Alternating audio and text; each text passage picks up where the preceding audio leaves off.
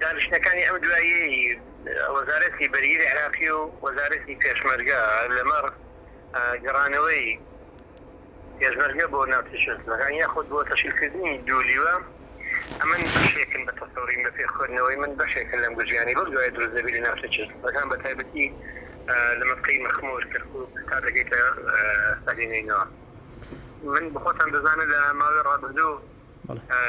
لە زۆر من بەشێک لە ڕاستیەکان گەیان لە ڕاگەیاندنەکان کە داعش قۆناغی کۆڕستنەوەوانەی دواییدی لە قۆناغی هەڵمەتەکەشی هەڵبنی بۆمبە، بەڵام ئێستا بۆ خۆ ئامادەکردن بۆ کارێکی بۆ هەڵمەتیشی فراوانتر پێویستیان بەلانی دارایی هەیە. ئەو هەڵمەتانەی ئەم دوایی بەو دواییە بە تایبەتی لە سنووری مەخموور دەکرێتن یاخود لە کەندێلاوە دەکرێتن، مەبەست کوشتنی خەڵکی سیڤیل نییە، مەبەست ڕەساندنی خەڵکێکە بۆی بە دەڕووی داراییەوە بتوانن چەند دەفتەرێک لە دۆلار لەم ماوەی ڕابردوودا زیاتر لە 10 هەتا 12 کەسیان ڕەفاندووە، بەشێکیان داوای پارێکی زۆریان کردووە، بەشێکیان لەژێر چاودێری هەم هێزەکانی ناوخۆ زایدان خەڵکی ناوچەکە ئازاد کراون. ئەمانەوە تا پەیوەندی کۆمەڵاتیەکان دەوری زۆر دەبینیتن لە ئازادکردنی ئەم خەڵکانە. بۆیە وای دەبینم من قۆناغ بە قۆناغ ئەو قۆناغی داهاتوو گرشی زیاتر لە ناوچەکە دەبیتن تا دەگەینە کۆتایی هەڵمەتی بانگشەوانە بۆ تا انتخابات بە تەسەوری من لەم دوو مانگەی داهاتوو گرژەکان زیاتر دەبن لە ناوچەکە. مەخموور ناوەندێکە لە ڕووی جیۆپۆلیتیک بۆ 4 شار بێخۆ دەبەستێتەوە. ئەهەمیەت و بایەخی لە ڕووی ستراتیجیە زۆر گرنگە. داعش شاخی کەرەستۆغی بەکارهێناوە سوودی لێ دەبێت چکە ناوەندێکە ئەم ناوەندە خۆ زارتم کرد هەم دەتوانێت یعنی بتوانێت سوود لە زەی بچووک بینی کە ئەم زەی کە دەگواتە ئەم ڕووباری زەی بچووک واتە دەکا دۆکان هەم دەشتوانی لە ڕووباری دیزلا زەی دیزلا بدێتن وەتام لە حەد و ڕووەکە بە تەسەوری من سوودی زۆری بینیوە بە تایبەتی کە بارەگاکان لە شاخ کەرەستۆ منطقەی ئەمانە بۆوان منطقەی ئەمانە لەبەرەوەی هیچ گرفتێکیان لەگەڵ پێشمەرگەی لەم سنوورە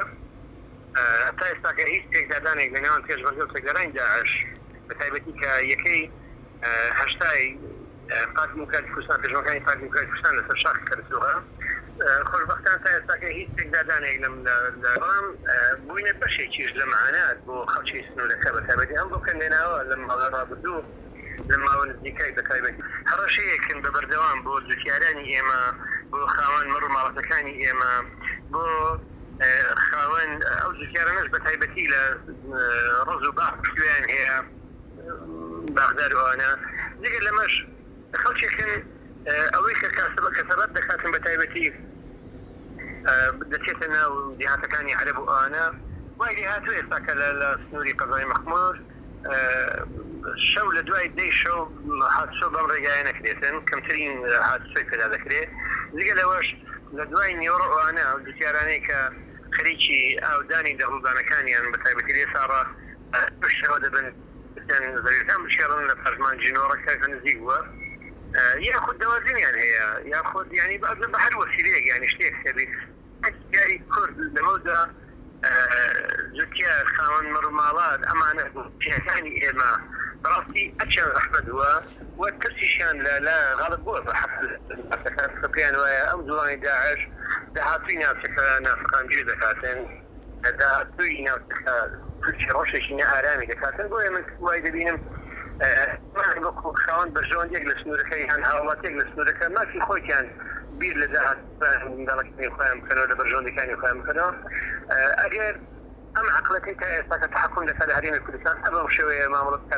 شەیە بە تەسەوری من ئایندەی ناوچەکە بەم هەڕەشە و مەسلەکانی زیاتر دەبێت لەبەرەوەی هەر ڕفاندنی هاوڵاتیەک داوای لە دەفتەر و پاڵ دەفتەر و خەڵکێک ئێستاکە ئەم شەوی ڕابردوو خەڵکیشان بەرداوە داوای 8 دەفتەر دۆلاریان کردبوو من ئێستا لە مەخموردی نازانم لە کۆتاییەکەی بەسەمبەر بوو بەڵام بەدڵنیایی لە 4 دەفتەر دۆلار کەمتر نییە کە بەزانی باشە بۆ هەر هاوڵاتێکی مەدەنی نە پێشمەرگەیە نە پۆلیسە نە ئاسایشە هاوڵاتێک نەکەوە کادرێکی حزبیە حاولت که با خود کسبی لشقامی ترکی مخمور خودیر به ثابتی لجه کنترولی هزکانی تجمعی کردستان دي بازگدا بين حاولاتی برفيني وتا جد صراحة حكومة هرمي كردستانيش ام شوية آلام نما كبتواني حاولاتي بأسد دي أراني خوي كده حتى سبكاتن أما كاك رشاد تا حمر جازم بتصوري من تمهل شيء زيادة بيكن بوي من مدكم ام سراني حكومة هرمي كردستان زايد مستقلياتي سياسي كرد زيادة بعد بيته ولا مغشار ئەم ڕەوشات سۆڵی زیاتر لەناوچەکە کە بەتایبەتی گونشینانی کورد دیاتەکانی خۆیان سۆڵ دەکەن و ئەمەش ڕەوکردنێکی تر بەرەو یعنی کۆسکردنێکی تر بەرەو شار ئەمەش من پێم وایە حکومەت هەرێمی کوردستان لەم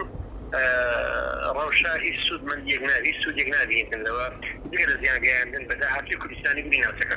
مەدی حکومەت هەرێمی کوردستان بۆ چێماڵکردنی شاخی قەرەسوخ گەڕانەوەی هێزی پێشمەرگەیە بۆ ناوچەی شەڕەسەرەکان بەتەسەوری منەوە بەپێی خوێندنەوەی منەوە هەیە مەردێکیان هەیە و مەرجە بەم بەو شێوە دەبێت کە هێزی پێشمەرگەی کوردستان بەرەچۆ ناوچەکە دیارە بەپێی هەتا ئێستا هە لە دوای ئەم ڕفراندۆمەی کە کرا ئەنجام دەدا کە ماڵوێرانێکی زۆر تووشی میلەتی ئێمە کرد لە دوای ڕفراندۆمە تا ئێستا هێزی پێشمەرگەی کوردستان حکومەتی هەرێمی کوردستانی دیداری گفتوگۆ لەگەڵ وەزارەتی دیفاعی عێراقی لەسەر ئاستی شاندی باڵا بۆ گێڕانەوەی تەنریوایەک بۆ ناوچەکە تا ئێستا کار نەگەیشتنەوە کیاغێکی هاوبەش لە کۆتاییەکە ڕاستە لەسەر ڕۆژی ڕابردوو دانیشتنێک بوو بۆ وەساطەی ئەمریکی و ئەوانە ڕاستیشانەکە بە بیانووی ئەوەی کە وەزارەتی دارایی عێراقی یاخود حکومەتی عێراقی ناتوانێت موسەی دوو لیوا دابین بکاتن کەسی لەم لاوە موسەی 16 لیوە شعبی دابین دەکاتن بۆیە من وای دەبینم لە کۆتاییەکە هەرێمی کوردستان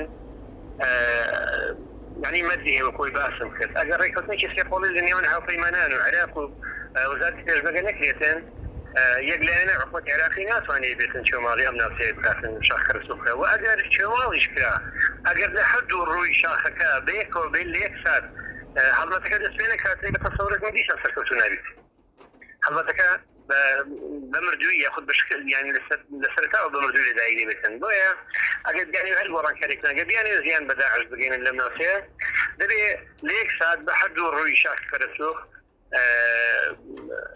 يعني حضرتك بكيتن شمالك بكيتن اجرنا من في ما هيك زيك بتنين ناس يعني من اللي في باقي كردستان بتابدي كان هاشتاي باتي الرجال ده سباي عراقي بتنين بشمالي او ناسي بكا وانا هذه هاشتاش بو خوي اذا كان يتجمعش ناين بچه مالی ام شاخه بکن لا خودی صراع من بنايش اشتي كيف دجمن دوست مع خلكاتك داعش اقد دجمن حد لا بيتن بلام لحد كاتان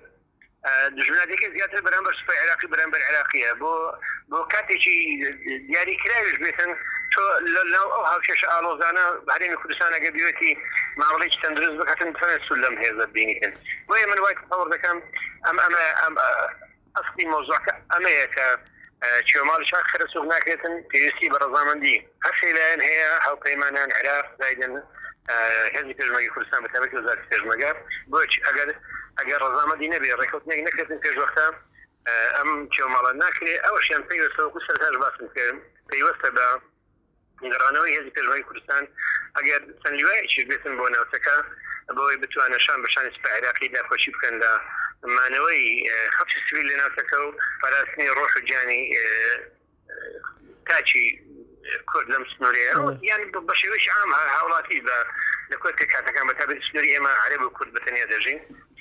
هیچ پێکاتێکی تریتیانی لە غەیری کورد و عەرەب بتەوە واتە شیعە و پێکاتی ئەوانەیان نییە شیعە و مەسیحی و دژمانی نییە بۆیە من وای دەبینم ئەو ئاڕاستەی حکومەت هەرێمی کوردستان دەوێتی شان بەشانی هێزگانی عێراقی بێتن لەم سنوورەیە هێزی پێشمەرگە بگەڕێتەوە بۆش پارێزگاری لە شەرەف و کەرامەتی خەڵکی ناوچەکە بکات بە شێوەیەکی تر بە شێوەیەکی باخسەکەین یعنی شاخی قەرەسوق وەکو شاخەکانی باکووری کوردستان یاخۆ کوێستانی منطقەی عاجۆمەران و مەسکە سلێمانی ئەوانە نییە درۆگ نییە شاخی قەرەسوق درێژەکەی تقریبا 27 کیلۆمەترە بە هەر جوڕ و شاخی قەرەسوق دیگە لە ئاوی تاڵ یەک دۆپ ئاویشی لەرەکیانە لەنێو شاخەکە ئاو نییە ئەو کانیاوەی کە هەشە سوێرە یان تاڵە لبشخانة يعني لفانكانة لخواري وين أما شان يعني كاريك أسلمة بتوان داعش بيتن لحد الروان بي أو بزميل الاجتوالا أما شان زحمة دو جورا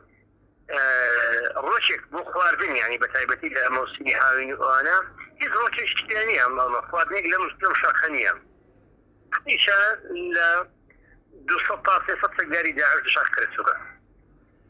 أما دمية كأم برسيارة دكري شون هاوين بو دابين دكري شون خواردنيان بو دابين دكري أما برسيارة هيز كمان لوانية خليج بتايبتي قطر والسعودية وأنا اللي رابردو تمويل أساسي زائد تركيا يعني في اشتكاني داعش يعني لما تك دابين كردوا جمال لوانية وأمريكا هي زي بوا فالزقاري لما ماني داعش كذي لسوريا ديوتي يقول هي زي ببرداني بشيعي بشام ذاتنا أم هذا أجر ساكسا زي كان يأخذ أجر أو بروجانا زي بزينكي أما داعش نزيكا ليتو دتواني أساتي بيوتي استقرار يا استقرار جري أسايش تبدأ العراق ولنا سكا من وايد بينم ترجع رولي تريشي دبين لنا سكا ترجع بشكل لا جوا كان لنا سكا أما ما بدري جاي زيادة ل 6 كيلومتر داخلي هذه كردستان بوا وتترجع جد جاوا زي النيوان أما إذا ترجع داعش نيبو تقداني سقام جري أسايش لنا سكا بويا ترجع بتقداني أساسي دبين لنا سكا أجر خليج عربي ياخذ امريكا ولا ثاني اوروبي بشكل انا مادي كان دعمي داعش كان برام تركيا زوجي اوصل لوان دعمي داعش زكاتن بشكل هم ليرا لوسط عراقي سقام جري اساس تقداوا خوتان دزان اذا كان تركيا اما ديك لو الى حريم كردستان اما نزيك بحشكه وانا شوا بسهلين نينو زياده سهلين لموصل نزيكا اگر بس ما بس أجاو نبي تجاني أسران جري أسايج نبي تين تركيا سلك بعشقة بويا من وايد بينم تركيا هم لا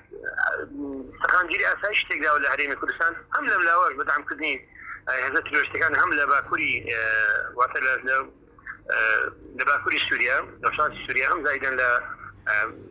باشوري كردستان رولينا سران جري دبين رولينا نابر بسيارتي دبين لنا وسكبوي سران جري أسايج ولويد بينم لا خوني جوري أردوغان قرانوي هيمنته هيبتي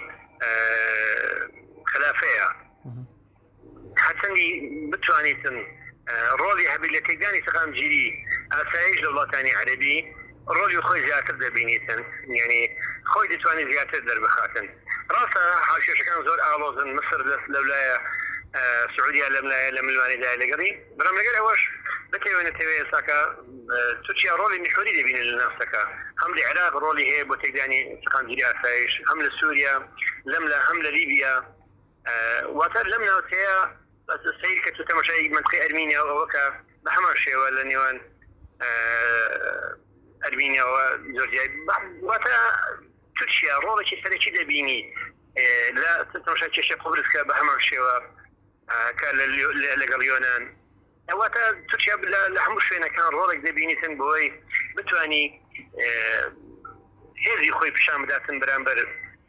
هم ولاطاني نفسك بتابتي برامبر عرب ولاطاني عربي بدري جاي يفيد رزبني دولتي عربي تاو دقيقة ساخا خواني وهب بزعفين بيني وهم لروي أبوري هم لروي لشكري وهم لروي يكتون شلجاني سياسي يعني مكوي داريش لنفسك ولاطاني عربي لرابردو خوان أبوريش بهزم خوان هزي شتوقنبون وكو مصر وكو العراق وكو سوريا اما هذا شيء شركه زور بهذه يعني والله اما هذا مزاقتي ام هذا لدزلا وطوال كوتايات يا ما اتصال يا رابردو دولة شو وكو عراقي نقل دوزار السيوة دولة تيكسو بركو لأنه كيف شلجاني لدواي عاصفة الصحراء لأنه وطورة ام هذا وكوين ما بيصال بشيك صالة سوريا جامعات دبينين لما ويد صال يا رابردو ام هذا سوري تي بساعات وساكتون بوتي هذا شيء ميليشياوي لذاتي هذا شيء منظم وانا ما وقت تشيا يعني رولي او وقت سودي او للاوازبوني في السربازي وفي ابو ريكي ولا ثاني عربي دبين توبوي حجموني خوي زياده فرق كاتم بس اولاتنا